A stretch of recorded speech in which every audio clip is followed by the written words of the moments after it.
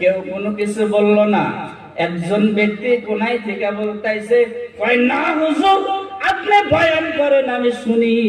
আমি মনে মনে আশ্চর্য হয়ে গেলাম, না না না, লোকটা তো ভালোই খারাপ পাইতেছে। ডাক্তার বিরায় বললে খারাপ পাইতেছে না গো, মনে বহুত বড় টেনশন লেগে গেল, নিশ্চয়ই তো এই ব্যক্তি খারাপ পাইতেছে।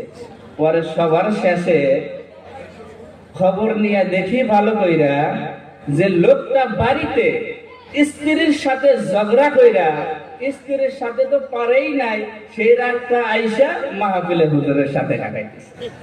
চিন্তা করছেন? স্ত্রীর সাথে পারেন গো আপনারা? কে কে পারেন হাত তোলেন দেখি। যেডি যেডি হাত তুলছেন, যদি বিয়া কইরা থাকেন, ওই যে বয়ান রেকর্ড হইতেছে, আপনারা বাইতে যায় নান্দে করে জাল আছে বিষ নাই থাক করতে না। কথা ঠিক না গো? যদি একজন ওসিও হয় থানা, এমন একটা গ্রাম কভার করে তার ভয়ে, কিন্তু বাড়িতে যায় দেখবেন স্ত্রীর সামনে কথা হয়েছে মধ্যে বিলাই মেয় মেয় করতেছে। কথা ঠিক না গো? হ্যাঁ, কইবারও সাহস পাইতেছে না। তার মানে একজনে জিজ্ঞাসা করছে,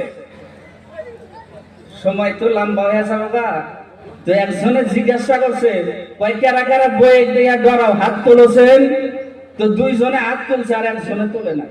কয়জনে তুলছে গো? দুইজনে হাত তুলছে আর একজনে তোলে নাই। কয় কি রে তুই বই দেয়া কি ডরাস না?